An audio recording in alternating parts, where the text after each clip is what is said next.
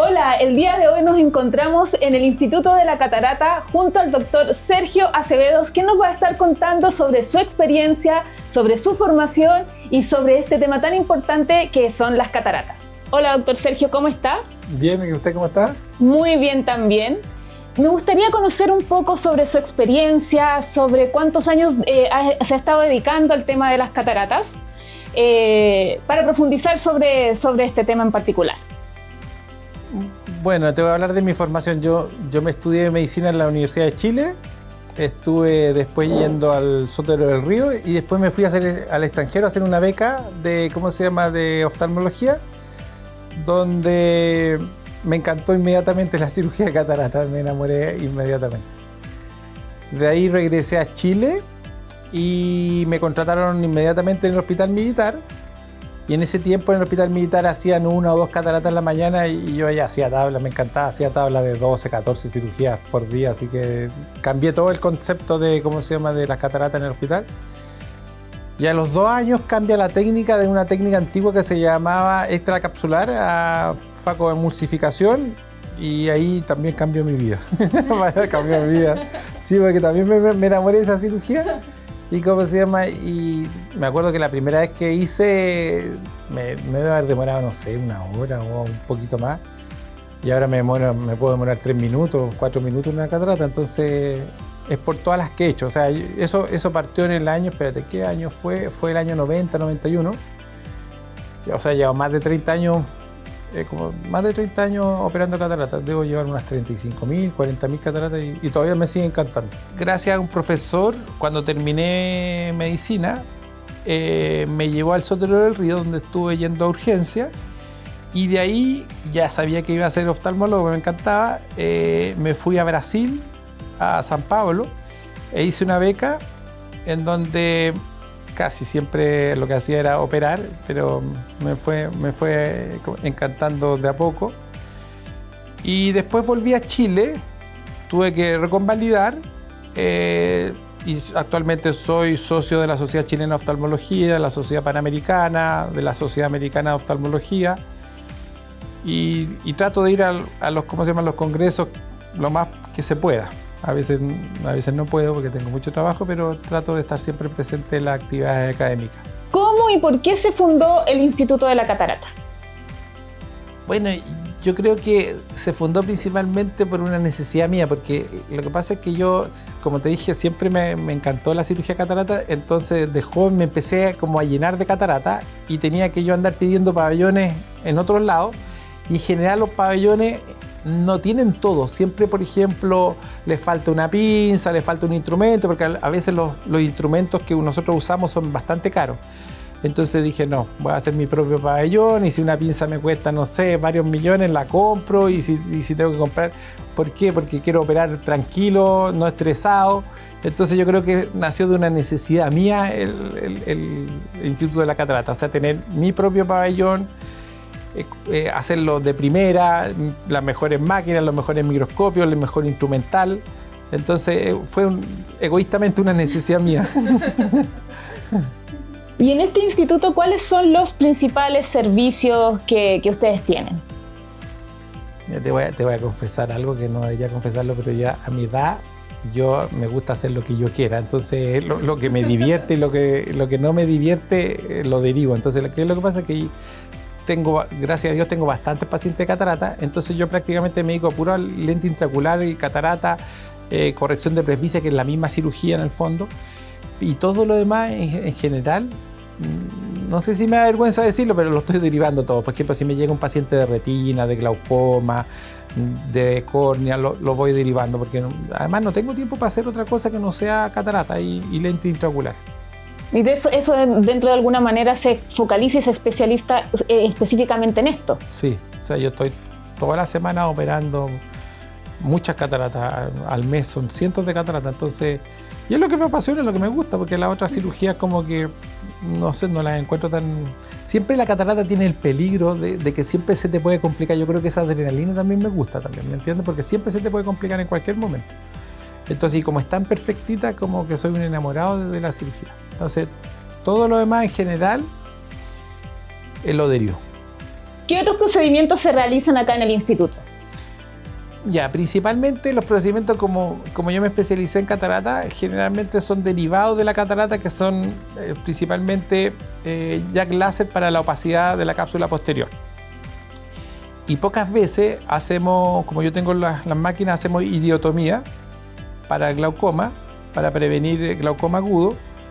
Ahora hacemos también otras cirugías, por ejemplo, principalmente el pterygium, pero lo están haciendo otros doctores que lo hacen mejor que yo y están más actualizados en las técnicas.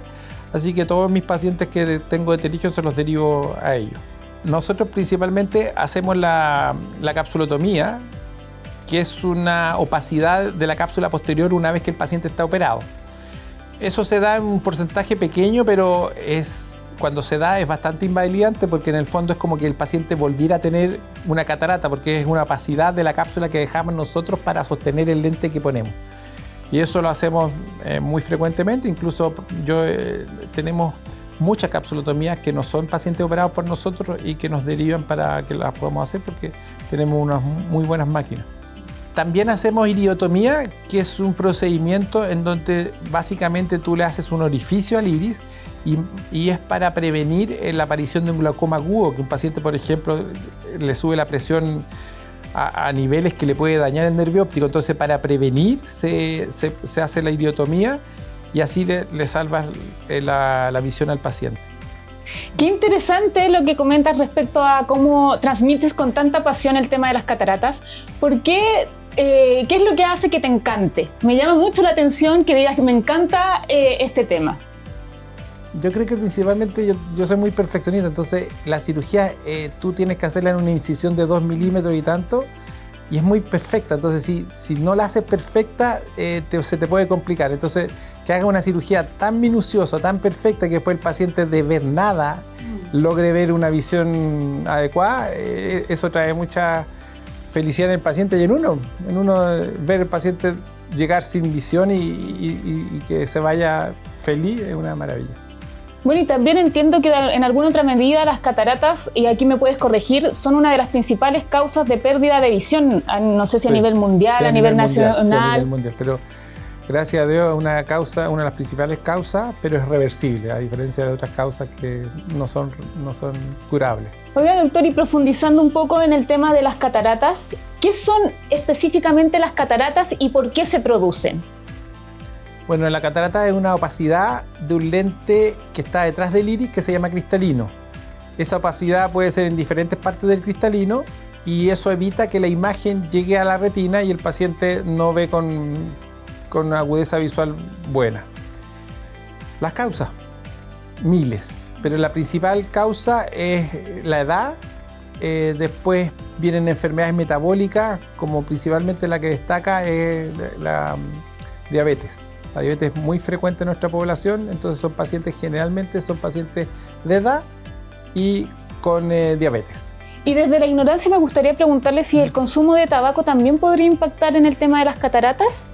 Hay algunos estudios que muestran que sí, pero no está tan bien consolidado eso, pero hay estudios que muestran que sí. Otras causas secundarias pueden ser golpes, son cataratas traumáticas, también el sol, el rayo ultravioleta puede dañar el cristalino, puede dañar también la retina, en la mácula principalmente, entonces es muy dañino los rayos ultravioleta. ¿Y cómo la gente se puede dar cuenta de que tiene temas de cataratas? ¿Cuáles son los síntomas más frecuentes de esta patología? Bueno, lo principal es la pérdida de agudeza visual, deslumbramiento, los cambios de colores, aunque el paciente no se da mucha cuenta de que los colores se van saturando. Halos, o sea, en la noche, por ejemplo, las luces se abren, se ven, a veces también el paciente puede tener diplopia, ve doble, que no es tan frecuente, pero ocurre. Principalmente esos son los síntomas. También corrígeme respecto a esto. He observado que de repente hay personas que tienen como capas vidriosas en los ojos. ¿Eso no son cataratas o sí son? ¿O es un síntoma? No, a ver, la catarata en general no se ve, salvo que sea una catarata muy avanzada, que son las cataratas blancas, en donde la pupila se ve blanca. Pero lo que generalmente la gente ve por fuera son otras patologías, principalmente la gente le llama catarata a pterygium, que es una carnosidad que está a nivel de la córnea, pero eso no es catarata. ¿Las cataratas se pueden prevenir o evitar? Bueno, de las causas que se pueden evitar, no se pueden evitar todas, pero por ejemplo las traumáticas, evitar golpes, huir del sol. Ojalá que cuando tú salgas vayas con un lente que tenga un filtro anti-UV para que no se produzcan las cataratas. No tener enfermedades metabólicas, que hay varias enfermedades metabólicas que producen cataratas. Pero la principal causa, que generalmente la edad, no se puede evitar. ¿Qué enfermedades metabólicas están relacionadas con las cataratas? Principalmente la diabetes. La diabetes es la que lleva la batuta en producir cataratas. Hay otras enfermedades que también pueden producir, sobre todo las enfermedades reumáticas que producen la artritis reumatoidea, lupus, un montón de enfermedades inflamatorias también pueden producir cataratas. Y por ejemplo, ¿una persona con diabetes se podría operar de cataratas? Son uno de los pacientes que más se operan con catarata, porque como la diabetes produce catarata, pero también produce daño en la retina, normalmente hay que sacar la catarata para que el retinólogo pueda ver la retina hacia atrás y pueda hacer el tratamiento adecuado. ¿Existe algún límite de edad para esta cirugía? No existe. Yo he operado pacientes de 104 años y les mejora la calidad de vida enorme, porque son pacientes que están postrados y sin visión. Imagínate un paciente que empieza a ver y puede leer, puede ver televisión. No existe. ¿Y algún otro límite? ¿Hay algunos pacientes que, por ejemplo, no podrían acceder a este tipo de cirugía o que son quizás un poco más riesgosas, que hay que tener algunos cuidados especiales y con los que tú tengas experiencia? En general no tiene límites la cirugía catarata, pero nosotros a todos los pacientes tienen que ir donde un médico para que les dé el pase operatorio, y si nos da el pase operatorio ya lo operamos.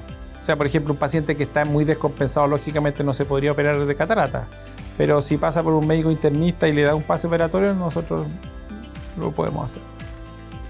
¿Tú podrías explicar más o menos cuáles son los pasos, en simples palabras, de una operación de cataratas? Bueno, primero viene la anestesia, que la anestesia puede ser local o puede ser, ¿cómo se llama? Subtenoniana, puede ser retrovulvar. Yo uso cualquiera de esas. Después tú entras al ojo, con un ojo dilatado, lógicamente, sacas la primera capa de cristalino, que es una cápsula, y de ahí procedes a comerte todo el cristalino, que en el fondo es la catarata, y limpias bien. Y ahí se introduce un lente doblado dentro del ojo para que logre penetrar por esa incisión de 2 milímetros, y se desdobla dentro del ojo y el paciente logra ver, porque la imagen puede traspasar hacia la retina. Ahora, dentro de esos lentes hay lentes avanzados tanto, porque yo cuando comencé era un lente común y corriente que el paciente podía ver solamente para lejos, pero ha avanzado tanto que ahora puede el paciente ver de lejos, de cerca, o sea, hasta corrección de presbicia puede solucionar el lente. ¿Y una cirugía, por ejemplo, de cataratas en promedio, cuánto tiempo podría durar? Depende del paciente. ¿El acto quirúrgico? Sí.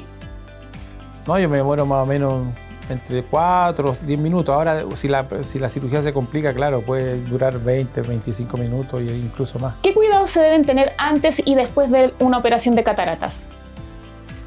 Bueno, en general son pocos los cuidados antes de la cirugía de catarata, pero yo diría que, por ejemplo, los usuarios de lente de contacto, ojalá que se los saquen 1 o 2 semanas antes para evitar que haya una posible infección, ¿ya?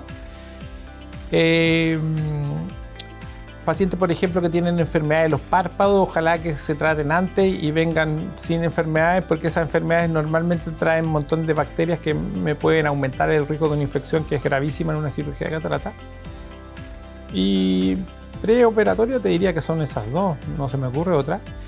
Y bueno, y postoperatoria, gracias a Dios la incisión es tan pequeña, va sin punto. En mi caso, yo les digo que haga prácticamente actividad normal, salvo usar unas gotas que tienen antibiótico para prevenir la infección y unas gotas que tienen antiinflamatorio para que vaya desinflamando el ojo, porque todo paciente después de una cirugía se le inflama el ojo. Hay pacientes que se le inflama más y otros menos, pero siempre nosotros usamos gotas antiinflamatorias porque todos los ojos se inflaman.